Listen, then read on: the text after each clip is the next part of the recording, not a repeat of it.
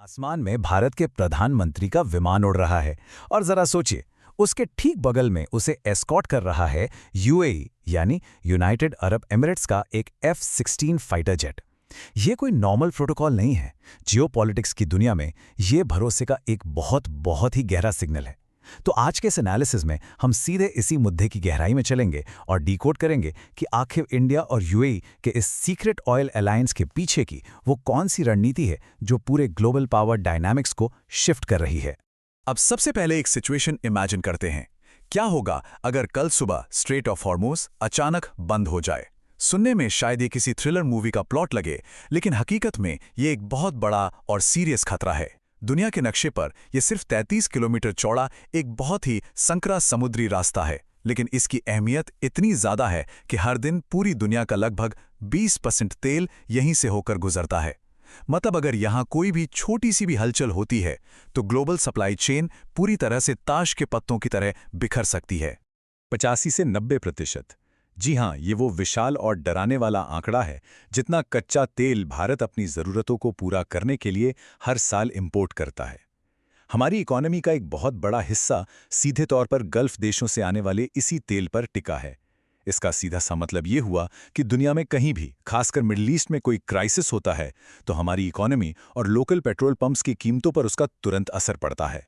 हम इस मामले में बहुत वल्नरेबल हैं। आप जरा ग्लोबल क्राइसिस के दौरान के इन आंकड़ों पर नजर डालिए, चीजें एकदम क्लियर हो जाएंगी। जहां श्रीलंका में फ्यूल के दाम लगभग 40% बढ़ गए और अमेरिका जैसी इकोनॉमी में 45 से 48% का भारी उछाल देखा गया, वहीं भारत में पेट्रोल सिर्फ 3.2% और डीजल 3.4% बढ़ा। ये आंकड़े साफ दिखाते हैं कि किसी भी देश की अर्थव्यवस्था को अचानक लगने वाले झटकों से बचाने के लिए एक परमानेंट एनर्जी सोल्यूशन का होना कितना ज्यादा जरूरी है। तो चलिए अब आते हैं हमारे पहले पॉइंट पर, स्ट्रेटेजिक पेट्रोलियम रिजर्व्स को समझना।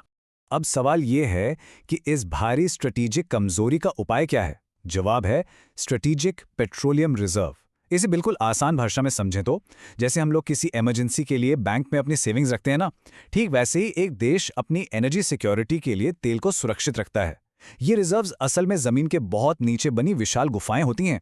इन्हें इस तरह से डिजाइन किया जाता है कि अगर दुनिया में कोई बड़ा युद्ध या कॉन्फ्लिक्ट छिड़ जाए तब भी वहां रखा इमरजेंसी क्रूड ऑयल पूरी तरह से सेफ रहे।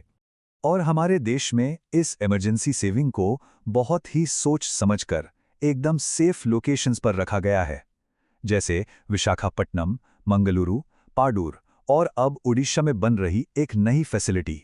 इन लोकेशंस की सबसे खास बात क्या है? ये सभी इंटरनेशनल बॉर्डर्स से काफ़ी दूर हैं और अंडरग्राउंड होने की वजह से किसी भी मिसाइल या एरियल अटैक से लगभग पूरी तरह से सुरक्षित हैं। आगे बढ़ते हैं और देखते हैं इवोल्यूशन ऑफ एन अलायंस, यानी इस गठबंधन का विकास कैसे हुआ। ये जो हमारा डोमेस्टिक स्टोरेज सिस्टम है, ये अब एक बिल्कुल नया और ग्लोबल रूप ले रहा है। 2017 की बात करें, जब यूएई की सरकारी तेल कंपनी ADNOC के साथ पहला एग्रीमेंट हुआ था, तब बात 6 मिलियन बैरल से भी कम की थी। आज की डेट में भारत के पास अपना लगभग 36 मिलियन बैरल का रिजर्व मौजूद है। लेकिन जो असली गेम चेंजर है वो है 2026 का एक्सपेंशन प्लान। इस प्लान के तहत यूएई भारत की जमीन पर अपना 30 मिलियन बैरल तक तेल स्टोर करने वाला है। यहाँ पास्ट और प्रेजेंट स्ट्रैटेजी में जमीन आसमान का फर्क आ गया है। जरा सोचिए, पहले क्या था? भारत की पहचान सिर्फ एक बड़े क्रूड ऑयल बायर यानी एक कस्टमर की थी, लेकिन आज की स्ट्रैटेजी बिल्कुल अलग है। आज यूएई भारत पर इतना ज्यादा भरोसा कर रहा है कि वो अपना सॉवरेन ऑयल हमारी जमीन पर स्टोर कर रहा है। ये एक सिंपल कस्टमर से उठकर एक बहुत ही ट्रस्टेड स्ट्रैटेजिक पार्टनर बनने का शिफ्ट है। अब आते हैं एक बहुत ही मास्टर स्ट्रोक वाले हिस्से पर, चोक पॉइंट को बाईपास करना। अब मान लीजिए कि मिडिल ईस्ट में कल को कोई जंग छिड़ जाती है और समुद्री रास्ते ब्लॉक हो जाते हैं, तो ये तेल भारत तक सुरक्षित कैसे पहुंचेगा? इसका सीधा जवाब है ये सप्लाई चेन। देखिए, यूएई के पास हबशान से फुजेरा तक एक खास पाइपलाइन है। ये पाइपलाइन उस खतरनाक स्ट्रेट ऑफ हॉर्मुज़ को पूरी तरह से बाईपास कर देती है। मतलब अगर मेन सी रूट में कोई भी टेंशन होती है तब भी तेल फुजेरा तक आराम से पहुंच जाएगा और वहां से यूएई इस सुरक्षित तेल को सीधे भारत के स्ट्रेटेजिक पेट्रोलियम रिजर्व में एक्सपोर्ट कर सकता है। ये सच में एक बहुत ही ब्रिलियंट मूव है। हमारा अगला फोकस है डिफेंस एंड टेक इंटीग्रेशन, यानी रक्षा और तकनीक का एकीकरण। अब ये बिल्कुल मत सोचिएगा कि ये पार्टनरशिप सिर्फ और सिर्फ तेल तक सिमटी हुई है। दोनों देशों के रिश्ते बहुत तेजी से आगे बढ़ रहे हैं। कॉम्प्रिहेंसिव फ्री ट्रेड एग्रीमेंट हो, डिफेंस इक्विपमेंट बनाने के लिए स्ट्रेटेजिक पार्टनरशिप का फ्रेमवर्क हो, या फिर लगातार बढ़ते हुए मिलिट्री एक्सरसाइजेज हों। इसके साथ ही लॉन्ग टर्म एलपीजी सप्लाई और गैस रिजर्व के लिए भी एग्रीमेंट्स हुए हैं। तो बेसिकली ये जो एनर्जी सिक्योरिटी है ना, ये असल में दोनों देशों के बीच डीप टेक और डिफेंस इंटीग्रेशन की एक बहुत ही मजबूत नींव रख रही है। और इसी के साथ हम आते हैं भारत की नई रणनीतिक स्वायत्तता, यानी इंडियाज न्यू स्ट्रेटेजिक ऑटोनॉमी पर। अगर हम पूरी पिक्चर को थोड़ा जूम आउट करके देखें तो साफ समझ आता है कि एशिया में पावर डायनामिक्स कैसे बदल रहे हैं।